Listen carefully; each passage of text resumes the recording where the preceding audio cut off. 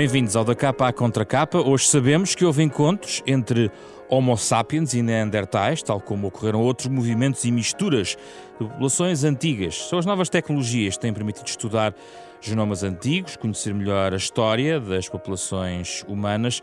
Será esta, como alguns dizem, uma revolução do ADN antigo? Este é o tema da Capa à Contra Capa desta semana. Como a genética conta a nossa grande história. Vai ser também o tema do debate da próxima terça-feira, às 6 da tarde, na Faculdade de Direito da Universidade de Coimbra, uma das conferências do mês da Ciência e Educação da Fundação Francisco Manuel dos Santos. Um debate que antecipamos com duas das suas intervenientes.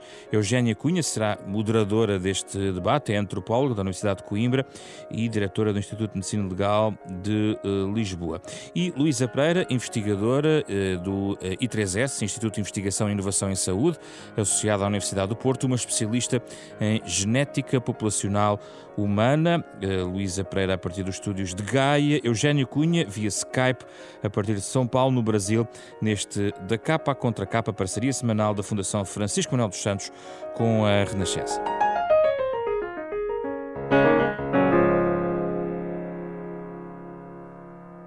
Bem-vindas, Luísa e Eugénia, neste triângulo Lisboa-Gaia-São Paulo, que a tecnologia nos permite, tal como a tecnologia também nos permite perceber o que está para trás nas nossas vidas, na nossa espécie. Como a genética conta a nossa grande história humana, este é o tema do debate. Luísa Pereira, começo por si, a partir de Gaia, foi coautora do livro Património Genético Português, e essa história humana, de que forma é que ela é mesmo preservada nos genes, como diz o seu livro? Olá. Portanto, se há um bem que nós transmitimos entre gerações, é o DNA. É a molécula da vida que transmite a informação para tudo o que nós somos como seres humanos e como espécie humana. Portanto, como tal, é o registro perfeito para entendermos e compreendermos como é que a nossa evolução ocorreu. Eu digo perfeito, claro que é sempre complementado por dados da antropologia, da arqueologia, mas tem vindo nos últimos tempos, então, os dados genéticos a contribuir e com um poder de informação muito grande, cada vez mais potenciado pelos desenvolvimentos tecnológicos, a contribuir muitas informações. Numa década ou 2 décadas temos vindo a descobrir muita coisa que é uma velocidade até surpreendente. Sim. Desde que eu comecei o meu doutoramento em 98, as coisas têm evoluído de uma forma mesmo rápida. Consegue dar-nos uma ideia ao limite do estrondoso que está a falar? O que é que hoje em dia a tecnologia nos permite, por exemplo, saber que quando começou seria quase tão uma quimera encontrar uma resposta na genética? Portanto, quando eu comecei, basicamente as respostas genéticas estavam muito limitadas a estudar apenas o genoma de populações vivas, atualmente, não é? Portanto, estudávamos os descendentes atuais para inferir, então, o passado, os seus ancestrais. A evolução tecnológica realmente veio permitir que agora também conseguimos estudar os genomas de ossadas com 30 mil anos, o que é fenomenal. É de facto extraordinário. E outra nota tem a ver com a interdisciplinaridade, que estava no fundo a dizer. É uma disciplina, é uma ciência que é partilhada com outras. Esse diálogo tem vindo a ser potenciado também pela própria tecnologia? Sim, portanto, eu sou bióloga, depois tirei a minha especialização em genética populacional humana, como disse. Portanto, venho das ciências da vida, não é? E tenho que estabelecer um diálogo próximo com outras áreas de saber que vêm mais das áreas sociais, não é? História, arqueologia. As técnicas e mesmo a abordagem são algo diferentes, portanto o diálogo tem que ser construído em comum, não é? Nem sempre é fácil, mas ultimamente acho que temos conhecido os contributos de ambas as áreas e cada vez trabalhado mais em conjunto. Eugénia Cunha, vamos entrar então na conversa a partir aí de São Paulo. A mesma nota inicial, como é que olha para este papel da genética na forma como nós hoje conseguimos reconstituir a história humana? Bom dia, eu também sou bióloga, à semelhança da Luísa. Vejo na interdisciplinaridade o futuro, naturalmente, e como já ando nisto há uns anos, testemunhei toda a evolução que tem acontecido. Eu, quando comecei a dar aulas de evolução humana, já há alguns anos, era impensável que se pudesse extrair ADN de ossos. Isso depois teve uma aplicação tremenda, quer na evolução humana, quer no campo das ciências forenses, naturalmente. Eu diria que há um antes e um depois da extração do ADN dos ossos, em termos de evolução humana, e tem sido quase exponencial o avanço que temos vindo a assistir. E hoje o recorde do mundo é um fóssil com 400 mil anos, que foi possível retirar material genético. Estou a falar de um fóssil de Atapuerca. Atapuerca é aqui uma serra ao pé de nós, em Burgos, em Espanha, onde existe o maior conjunto de fósseis de todo o Pleistoceno Médio.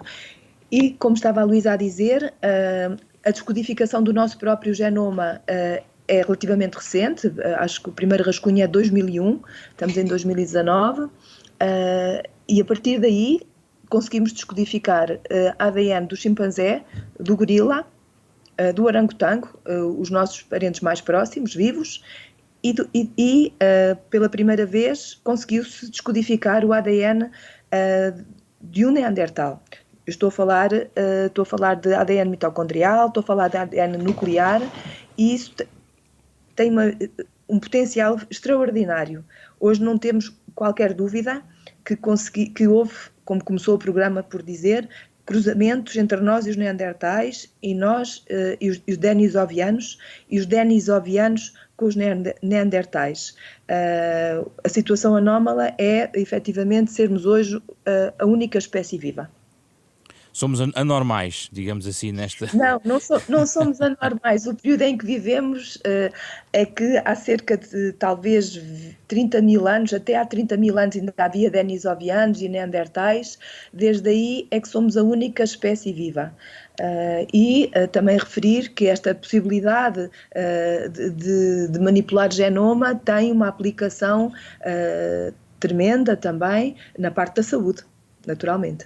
Sim, essa é uma das aplicações que gostava de ouvir-vos, Luísa Pereira, a questão da saúde, porque encontro aqui a possibilidade de introduzir a questão da manipulação e também da questão ética. Onde é que está aqui o desafio hoje em dia? Portanto, muitas vezes as pessoas não têm a noção de quão controlados nós tentamos ser quando fazemos investigação, não é? Quando fazemos investigação com seres humanos, temos comissões éticas, temos que submeter os nossos projetos às comissões éticas que têm que dar aprovação para nós executarmos o projeto, não é? Não somos completamente malucos e fazemos tudo o que nos apetece fazer, não é? Principalmente quando trabalhamos diretamente com pessoas. Sim. Portanto, e principalmente quando trabalhamos com questões de ancestralidade, porque são questões muito próximas do que caracteriza os indivíduos, não é? Em termos pessoais. É impressionante a quantidade para mim foi impressionante quando eu publiquei o livro, a quantidade de pessoas, mesmo em Portugal, interessadas nestas questões, porque estas questões de ancestralidade são muito mais fundamentais em países com uma cultura muito recente, não é? Em que a identidade da pessoa num país em que houve muitas migrações recentes é muito difícil de estabelecer. E aí é uma questão muito, muito importante, por exemplo, nos Estados Unidos e toda a América Latina.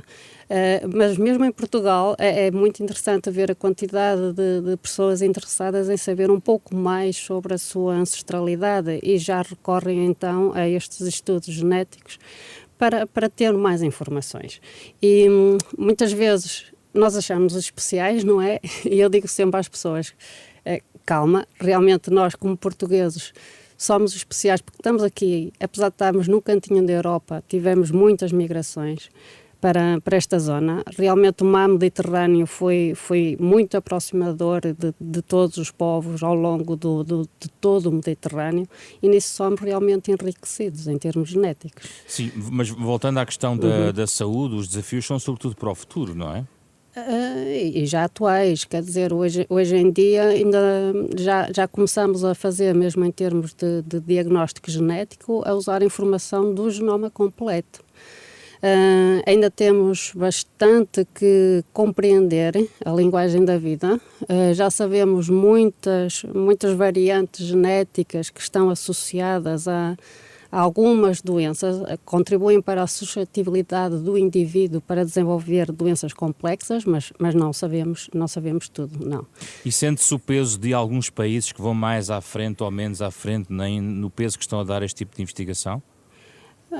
Há grandes diferenças, há apenas e só um ou dois polos que congregam este tipo de investigação, ou é algo que já está, até por causa da tecnologia mais disseminada, algo que já está a ser trabalhado um pouco por todo o mundo?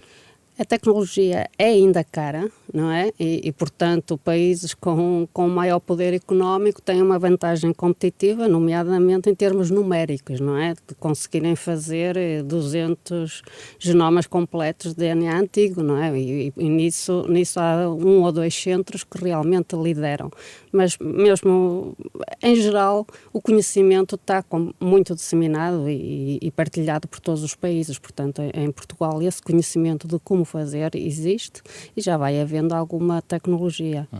Eugénia Cunha, em matéria de mexer no passado com coisas sensíveis, penso que a Eugénia Cunha está em boa posição para nos falar, tendo em conta que tem insistido ou insistiu durante, e foi uma batalha que teve em relação ao acesso a determinadas ossadas históricas que lhe permitem, é possível reescrever a história, Eugénia? É, com certeza que é. Portanto, eu considero que a possibilidade de os ossos preservarem material genético é como se tivéssemos ali umas verdadeiras cápsulas do tempo, e temos conseguido descodificar essa informação, e por isso agora acho que estava-se a referir indiretamente ao estudo dos reis, não é? Sim, exatamente. Sim, ao estudo dos reis. Ao túmulo de Dom Afonso Henriques. Exatamente, haverá, pronto, isso, um dia havemos de lá chegar e haverá novidades sobre esse tema, não tenho qualquer dúvida, e seria nesse aspecto muito interessante ter a árvore genealógica, portanto em termos genéticos, naturalmente, da dinastia portuguesa. Isso era, acho que é uma fonte documental inédita. Mas quando diz que havemos de lá chegar é porque não há, pela própria batalha, vou chamar-lhe entre aspas, ou não, em curso nessa área, é porque não estamos preparados para esse tipo de ações, porque há ou as restrições... Agora, repare, isso foi em 2006, já Sim. passaram 13 anos. Sim. Penso que hoje há pessoas com vontade de fazer esse tipo de estudos e de dar quem tem a faca e o queijo na mão, naturalmente, para dar as autorizações. Portanto, vamos esperar e vamos pensar que isso vai acontecer. Mas é o tal risco de reescrita da história que, no fundo, impede algumas investigações? Talvez, mas como vemos que no estrangeiro isso é feito sem qualquer problema, e quando as coisas não eram como se pensava, isso não é assim catastrófico, certo? Eu penso que agora as pessoas estão mais preparadas para lidar com a realidade e não ficar com o faz de conta, ou seja, há factos da nossa história que precisam de ser comprovados. Mas não era para isso, não era para dizer se o X era filho de Y, etc, que eu ia fazer isso, certo? Era mais para fazer a reconstrução da figura histórica marcante que é um rei. Luísa Pereira, afinal de que massa somos feitos? Porque escreveu um livro chamado Património Genético Português e, portanto, de que massa somos nós feitos? Acho que é uma dúvida que quem nos ouve gostava de ver respondida. Portanto, somos uma população europeia, sem dúvida, não é? Tivemos a nossa colonização comum muito ao que foi a colonização do resto da Europa pelo homem moderno, não é? Desde a primeira entrada há 45 mil anos cá na Europa, e demoraram mais um pouco a chegar até ao nosso cantinho. Portanto, temos vestígios genéticos dessas várias vindas da nossa espécie, sempre numa direção do Próximo Oriente, não é? Então, a primeira há 45 mil anos, outra muito importante foi há 11 mil anos atrás, quando nós passamos a dominar a agricultura e a domesticação, Isso propiciou então que nos tornássemos sedentários e começaram a aparecer as primeiras aldeias e civilizações e portanto, podemos estar mais independentes no meio ambiente. Portanto, temos esse grande pool de linhagens vindas dessas migrações que são comuns então ao resto da Europa. Este ano confirmou-se que na parte masculina quase todos os homens têm a sua linhagem paterna derivada de uma migração muito mais recente do que achávamos até há bem pouco tempo, portanto só foi confirmado este ano, que é uma migração que aconteceu então com a origem dos Urais, em que tribos locais começaram a domesticar o cavalo, eram extremamente guerreiras e invadiram a Europa e conseguiram substituir, não sabem como ainda, conseguiram substituir todas as linhagens masculinas que existiam na Europa até aquele tempo. Vêm dos Urais, vêm de longe. Dos Urais, há cerca de 6.000 anos e chegam aqui mais ou menos há 3.000 anos atrás, sim. O Miguel Esteves Cardoso até estava a brincar, não é? Ele achava que era meio português, mas agora descobriu que era meio russo. Porque essa parte masculina realmente parece ter havido uma substituição completa há cerca de cerca de 3.000 anos atrás. E as mulheres, já agora? As mulheres, ainda vemos no património materno, vemos as linhagens mais antigas, ainda temos vestígios então dessas vindas mais antigas da nossa espécie para o continente europeu. Não fomos substituídas. Sim. Mais originais, digamos assim. Sim, ainda temos essas linhagens mais originais, sim.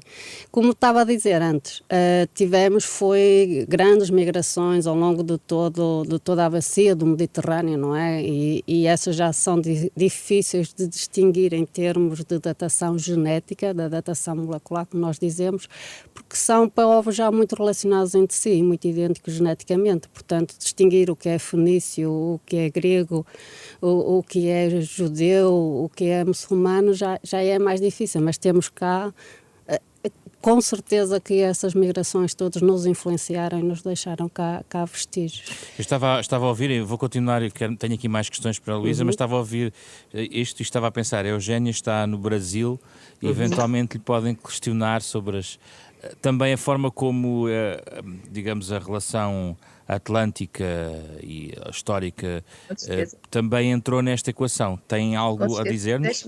Sim, deixe-me só dizer, ainda sobre os portugueses, ao sermos o reduto mais ocidental da Europa, a Península Ibérica foi no último reduto, um dos últimos redutos dos neandertais, portanto foi um dos últimos sítios onde houve coexistência entre neandertais e homens modernos, e como europeus teremos também material genético dos neandertais. Isso é interessante, porque as populações não africanas têm efetivamente cerca de até 4% de material genético dos neandertais.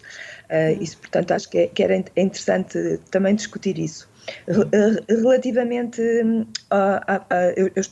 estou na América do Sul, o último continente a ser habitado, a ser colonizado pelo Homo sapiens. Portanto, a chegada à América é de facto mais tardia, ainda é uma questão não resolvida, o modo como isso foi feito, terá havido várias entradas, provavelmente pelo mar.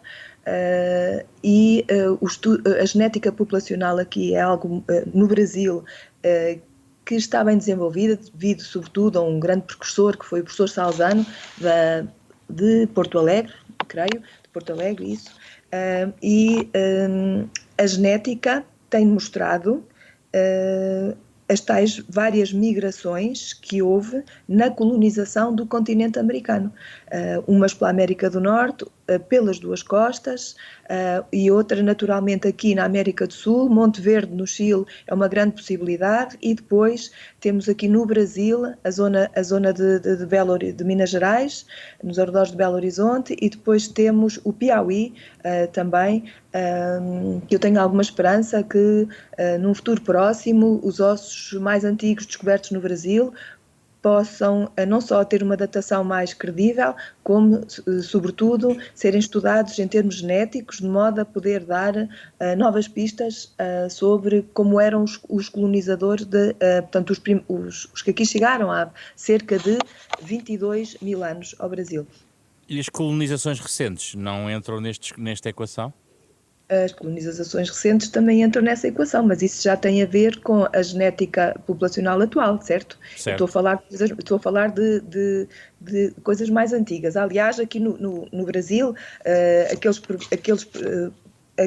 softwares, aquelas casas comerciais que nos permitem fazer a ancestralidade abundam. Portanto, há várias. É capaz de haver mais do que em Portugal, apesar de eu não conhecer bem o que se passa em Portugal. Portanto, há uma que diz se o seu DNA falasse. E depois, se formos aos fóruns, quando encontramos aqui, há pessoas que dizem: fiquei surpreendida por ter encontrado os genes de Neandertais. Acho extraordinário e tenho algumas dúvidas que essas empresas comerciais consigam efetivamente detectar isso, mas... Esse é um bom desafio. Há quem esteja a utilizar esta informação de maneira errada, é isso que está a dizer? Não sei, porque eu não conheço, eu só conheço aquilo que está na internet. Há uma manipulação negativa, digamos assim. A Luísa quer dizer alguma coisa?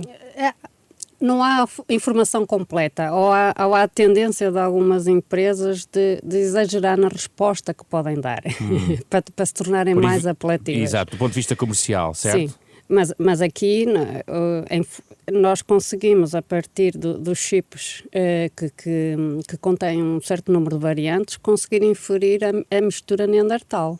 E, portanto, também estará presente em brasileiros, porque muito da componente deles é de origem europeia, como a Eugénia sabe, só para se tornar mais claro para os nossos ouvintes, não é?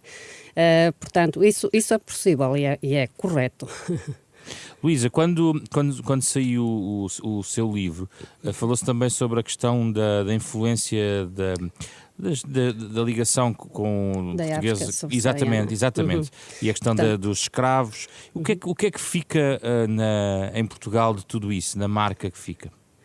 A marca que ficou foi na parte feminina, na parte de transmissão materna. E, portanto, nós explicamos isso com ter havido cruzamentos mistos, homem português e mulher africana, e não ter acontecido, acontecido muito menos o contrário, não é?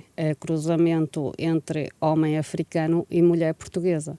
Daí ficar o vestígio de linhagens subsaarianas na componente materna e não ter ficado na componente paterna. Sendo que houve uma grande percentagem, houve alguma percentagem, não é grande, que esteve no sul do país de escravos, certo? Bastante considerável, não é? 11% das linhagens maternas do sul de Portugal são de origem na África subsaariana, o que é considerável. E comparando com os espanhóis, há diferenças, não é? Sim, e em mais nenhum sítio de Espanha. Eu tive uma colaboração próxima com uma colega de Madrid e tivemos a estudar a zona sul de Espanha.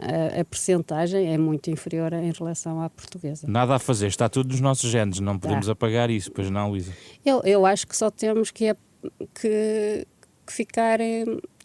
Temos uma história rica, não é? E uma pré-história muito, muito rica. Isso fica preservado, sim, nos nossos genes. Eugénia, como é que vê estas linhagens que se vão provando e depois entrando até num debate que é tão atual hoje em dia em Portugal? Eu acho que nada disso me surpreende, porque através até da interpretação da variabilidade morfológica, anatómica que nós víamos nos esqueletos, porque nós temos esqueletos humanos preservados de vários períodos históricos, isso era perceptível. A grande variabilidade só faltava a tal confirmação por parte da genética. E, portanto, estou a crer que hoje há esqueletos medievais, esqueletos romanos, esqueletos, enfim, todas as épocas estudadas em termos genéticos e cada vez mais do Neolítico, do Calcolítico português. Ainda agora saiu um artigo há pouco tempo sobre isso e que mostram toda essa. Sempre fomos aventureiros, sempre andámos por todo o mundo, sempre nos cruzámos somos muito exogâmicos, não somos muito endogâmicos, e isso agora, portanto, é a prova. Eu vejo mais esta questão do genoma, da descodificação. Eu acho muito interessante a parte da engenharia genómica, aquilo que é possível fazer, desde logo a mediática Ovelha Dolly, em 1996, que abriu um enorme leque de hipóteses. Depois fala-se que houve um primata que foi também clonado há muito pouco tempo, em 2018, por pesquisadores chineses. Depois o Ibex dos Pirineus, a provar que as espécies extintas podem ser ressuscitadas, não por milagre, mas pela ciência. Enfim, eu acho que aqui é que temos, de facto, um leque de hipóteses que acarreta alguns riscos, naturalmente. Parece que, teoricamente, quase tudo é possível e temos ainda muita coisa a esperar. Mas a Luísa estava a sublinhar que há um enquadramento ético fechado nestas investigações. Por isso é que até frisei que tinha sido por pesquisadores chineses que anunciaram que muito brevemente vão anunciar outro. Os problemas éticos são absolutamente fundamentais, temos que os ter em consideração. O facto de nós, em Portugal, termos atenção a isso, não significa que todos os países tenham igual atenção àquela que eu acho que nós devíamos ter. Nisso mesmo, eu estou numa comissão de ética e, portanto, acho efetivamente uma questão muito relevante e absolutamente obrigatória. Nós não podemos fazer ressuscitar qualquer coisa e a qualquer custo. Isso não, estou plenamente de acordo. Mas podemos estar a viver num período que pode ser considerado para alguns como uma nova revolução, que é da revolução da informação genómica. Há muitos projetos que nos podem fazer melhorar a saúde através da genómica. Isso é fantástico, acho que é de facto muito bom. Isso pode-nos, segundo alguns, ajudar a aumentar a longevidade, mas isso vai acarretar muitas outras doenças necessariamente, mas depois temos o problema das desvantagens de que é de lidarmos desta maneira com o genoma. Podemos fazer a manipulação genética, não de uma forma livre, mas sempre controlada por essas comissões de ética. Estamos a fechar praticamente o nosso programa. Quando lançámos um desafio a Mário Lajinha para nos compor um genérico original deste programa, ele pensou muitas vezes, e estamos a ouvi-lo em fundo, pensou muitas vezes nos vários patrimónios que dizem respeito à identidade portuguesa, e isso cruza-se muito com o tema deste programa, que fecha agora com as sugestões das nossas convidadas, o que podemos ler para saber mais sobre este tema tão fascinante. Começo por si, Luísa. Eu, por uma questão não só de bom tom, mas porque realmente é um livro muito interessante, recomendo então o livro da Eugénia Cunha, Como Nos Tornamos Humanos, que nos leva a uma história mais antiga e conta-nos a evolução de todos os primatas e portanto, é uma excelente introdução ao tema da paleoantropologia. Recomendo vivamente, que foi publicada em 2010. Eugénia.